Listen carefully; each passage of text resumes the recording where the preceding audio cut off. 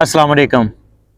आ भाई मेरे नाल बैठे ने नवीद भाई ने मेरे ते इन्हों तकरीबन प्रदेश दे विच ना 13 साल हो गए ते 12वां साल तकरीबन मैनू भी जा रहा, 11 साल हो गए, 12वां साल जा रहा।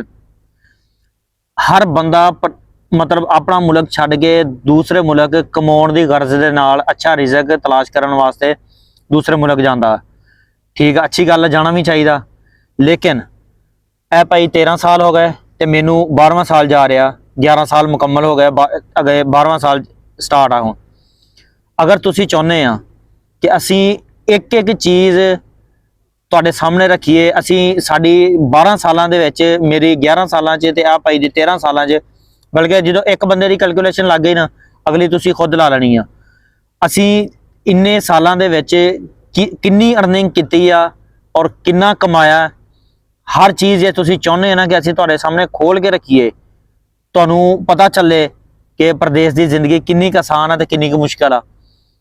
कमेंट्स दे विच दसो। अगली वीडियो इंशाअल्लाह कैलकुलेटर कढ के नाल स्क्रीन रिकॉर्डिंग भी चलावांगे और पूरी प्रॉपर वीडियो जिहड़ी असी तुहाडे नाल शेयर करांगे। तुहानू बखूब पता चल जाएगा कि प्रदेश की जिंदगी किन्नी आसान आ, किन्नी अर्निंग हुंदी आ और किन्ना खर्चा हुंदा इत्थे, मतलब अपना मुल्क छड्ड के दूसरे मुल्क जाके। जारी गल आ, ये अगर पैसे साडे वधदे आ ना आके साडे, जारी गल आ, उस मुल्क जिस मुल्क च तुसीं जाके रहना ना, उस मुल्क के हिसाब नाल तुहाडे अखराजात भी होने आ, खर्चा भी उस मुल्क के हिसाब दे नाल तुसीं करना। और ये सिर्फ ये नहीं कि सिर्फ उत्थे जाके, मिसाल के तौर पर जिस तरह हुण एक रियाल आ या एक दिनार आ, एक दिनार का कहता जी 750 रुपया बन गया, तो मेरी जान जी अगर 750 बनता ना, जे अगर तुसीं एक मिसाल दे रहा मैं तुहानू, अगर चिकन लैन गए आ, चिकन तुहानू 1.5 दिनार का मिले या 2.5 दिनार का मिले, कैलकुलेशन ला लो तुसीं 1500, अगर 2 दिनार का भी मिले तो 1500 का हो गया। अगर तुसीं पाकिस्तान चो लैन जाते हो तो मेरा ख्याल है कि एक दिनार दे विच पूरा टब्बर रज के खा लेंदा। ठीक है, और जारी गल फिर वो जिस जगह ते रहने आ उस हिसाब दे नाल जिन्ने भी अखराजात हुंदे आ, उस करंसी दे नाल या उस मुल्क की महंगाई के हिसाब दे नाल तुसीं हर चीज़ नूं मैनेज करना वो बहुत मुश्किल हो जाता।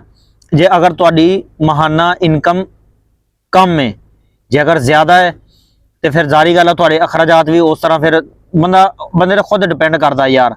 ये नहीं, मैं ये नहीं किसी को कहना कि यार कोई बंदा ज़्यादा अखराजात होते आ, किसी दे घट आ, वो तो बंदा खुद मैनेज करता। कई होंदे शाह खर्च होंदे आ, कई होंदे आ कि वो मतलब हत्थ घुट के भी करते आ, लेकिन उन्होंने पिछलियां घर दियां मजबूरियां, घर दियां जिम्मेदारियां, जड़ा सही बंदा ना, जड़ा अपने घर की जिम्मेदारी समझदा, मैं तो कहांगा वो बंदा ना हत्थ घुट के खर्चा करेगा। तो जिन्होंने अपनी घर की जिम्मेदारी का एहसास नहीं हैगा ना, उन्होंने फिर इधरों आए तो इधर गए, उन्होंने कोई किसी चीज़ के नाल नहीं हैगा, बस उन्होंने ये होना होंदा कि बस आई जान ते अगे चली जान। लेकिन जिहड़ा जिम्मेदार बंदा, उन्होंने इस चीज़ का एहसास हुंदा कि यार मैं अपना खर्चा चलाना, अपने नाल अपनी फैमिली का भी खर्चा चलाना, और बुरे वक्त वास्ते भी। बाकी अल्लाह पाक हर किसी की हिफाजत करे, किसी से बुरा वक्त आवे ना यार, ये दुआ करनी चाहिए है। बुरे वक्त वास्ते भी किते 100 बंदा कुछ बीमार हो जाता या कोई भी मसला मसाल बन जाता, वो वास्ते भी बचा के रखने, ये चीज़ां जिहड़ियां मैनेज करनियां बहुत मुश्किल होंदियां।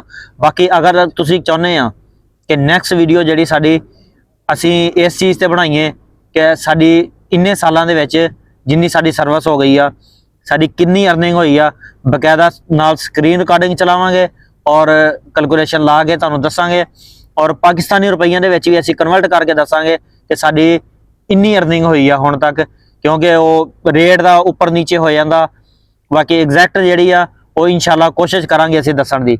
अगर तुसीं चाहुंदे आ ते दसना जरूर, नैक्सट वीडियो असी इस मौजू ते बनावांगे इंशाअल्लाह।